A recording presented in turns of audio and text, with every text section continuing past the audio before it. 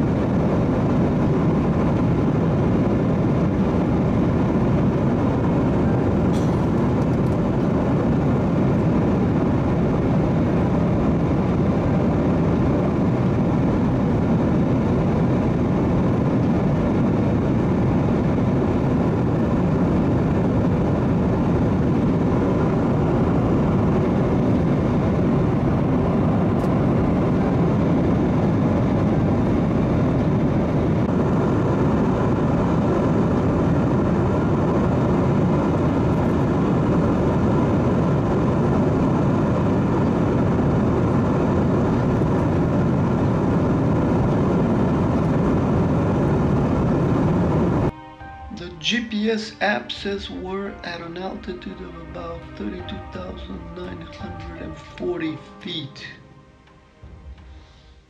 And here's roughly what the view looks like, except notice I am at about 23 miles in Google Earth. We have to go much higher to get the equivalent view to the flat Earth that we're seeing. So it's simply incredible. Now we're gonna use Google Earth and pan around and measure a few distances just to get a feel for what's out there. The distance to Lake Michigan seems to be over 300 miles. And we'll measure a few other points here to Lake Superior from that particular position, about 560, close to 600, 730 to the other side.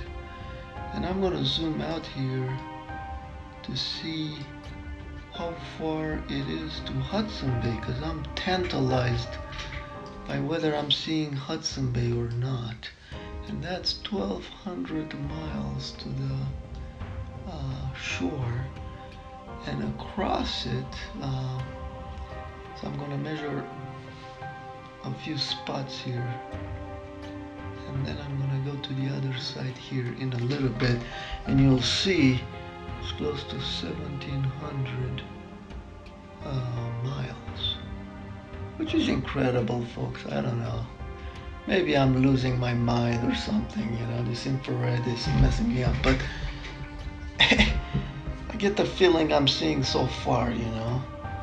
Other people see different things, maybe, you know, I'm delusional. I don't know. But anyway, have a look at this footage, because what you're about to see is simply incredible. And we'll do some analysis too, and we'll compare the flat Earth to the globe model, and we'll note a few differences. So make sure you watch till the end, because there's some great footage coming up.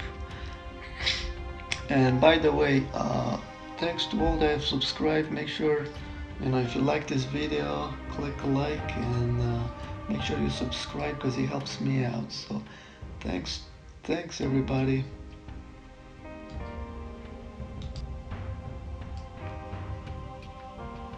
Now have a look at this footage, it's incredible. Here we are looking again towards Lake Michigan. That's another river that flows in the Mississippi.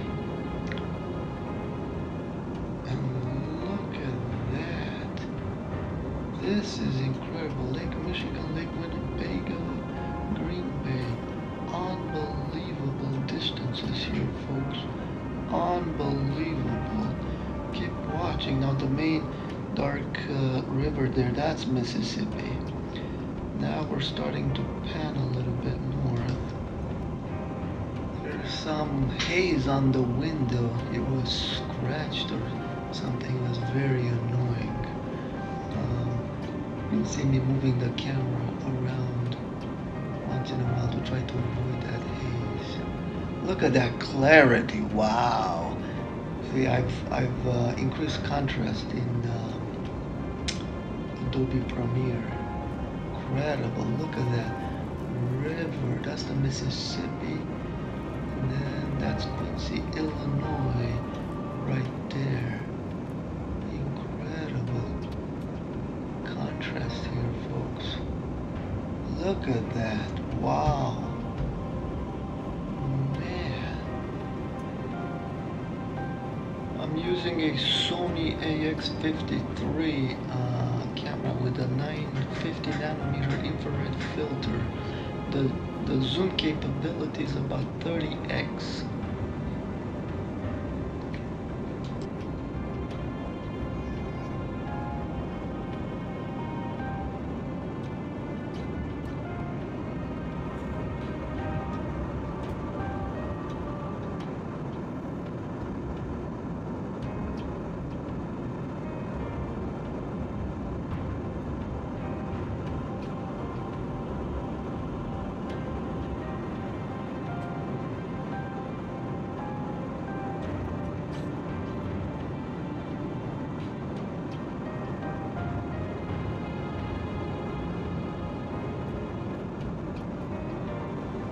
Wow, look at that. What are we seeing there? I'm gonna try to grab some images and clear them up. I think that's Lake Superior, maybe part of a river, the Mississippi or something, or maybe even some cloud cover. Look at that. I just averaged 8 images together. You can sort of see a faint cloud layer, black streaks which resemble the lakes. Wow, this is crazy. Let's have a look at the satellite image to see what we're dealing with. So the plane is about right there. I label where Mark Twain Lake should be. Lake Michigan, we're sort of looking in that direction. And there's Lake Superior, and way in the distance, Hudson Bay. Wow, crazy stuff. We'll come back to this and do an analysis, because I'm curious what we're seeing. Yeah, look at that. These appear to be the Great Lakes in the distance. Just incredible stuff, folks. The cloud cover seems to be uniform, although we cannot rule out it may be cloud shadows on the ground. I'll have to do an analysis later, but there's the Mississippi. Simply incredible imagery here, folks.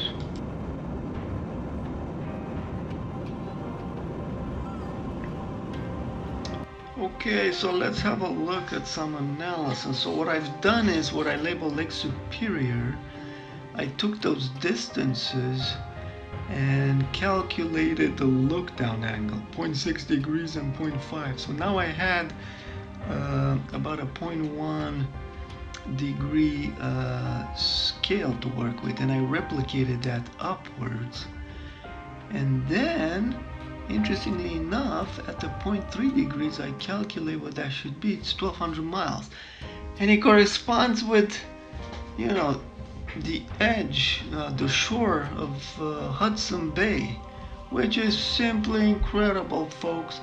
and then the 1700 corresponds with the other side of it. That just blew me away. Are we really seeing Hudson Bay? Wow, I'm not ready to make that kind of claim. I'm almost hesitant to even make the claim I'm seeing 1200 miles, because it is simply incredible.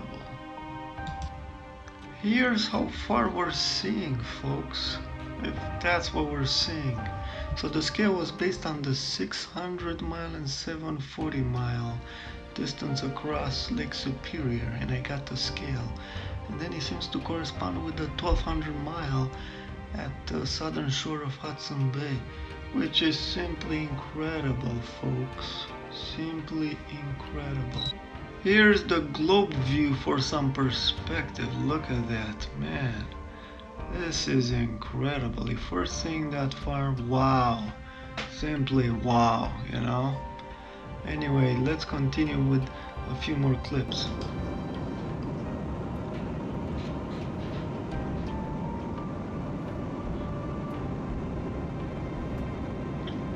I'm gonna remove the filter and try to get another reading from my GPS app to see where I'm at exactly.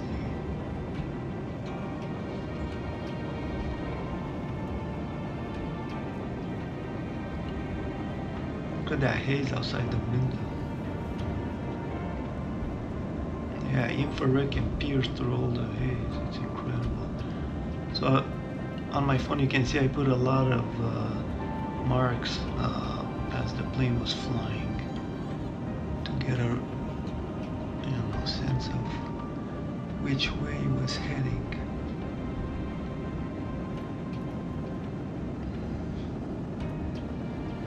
There, it just updated. I was waiting for it to update.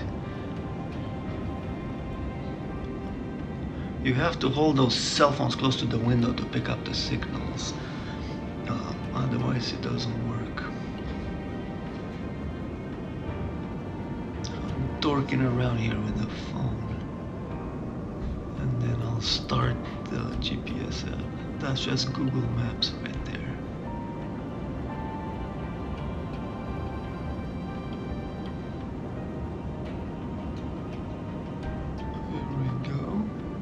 Some people were asking about it. It's GPS status. That's the name of the app.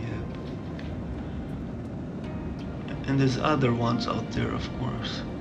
Now it looks like we're still hovering around 33,000 feet, and we're heading to, on a heading of 263 degrees. Now I'm gonna put the filter back. Yeah, look at the clarity it brings, man. This infrared stuff is simply incredible, folks. But even more incredible is obviously this flat Earth phenomena. And we'll be comparing what it looks like in infrared to Google Earth. So this is a screen grabbing Google Earth at the correct elevation that I'm at. Here it's slightly higher, 33,566. It was in the lower right. Now here I've superimposed it to the infrared image, and just have a look at this. Notice the main differences between reality, which is what I'm filming in infrared, and the globe model. The most striking is the perspective. You know, we can see very far, and it seems like we're on a flat plateau. Now, the other difference is the horizon elevation. On the globe model, from that high up, we should be looking down a little bit. I've addressed this in my other videos. And then the other difference, which is not quite as conclusive, seems to be curvature. There's more curvature that's seen in the globe. Although in infrared sometimes you can sort of see some curvature, and it's a really complex thing. It could be haze, refraction, could be windows. It's really hard to tell, but the most convincing is really how far we see, that's really the most conclusive. And just the appearance, this perspective, look at the ground and you're seeing it doesn't roll off in the distance like it does, you know, on a globe. And that's really striking, you know. This flat earth stuff is incredible, folks, really is. I'll have more to say about this, but I wanted to get this video out to you guys because, yeah, it just blew me away, you know. It just blew me away. Anyway, thanks to all that have subscribed and liked my videos and commented. Let me know what you guys think. Am I going delusional here, seeing things are not there, or what? I feel like we're seeing what I'm saying we're seeing, you know? I mean, different people are gonna see different things. Anyway, thanks again, everyone. More to come. I got some exciting experiments coming up. So make sure you subscribe.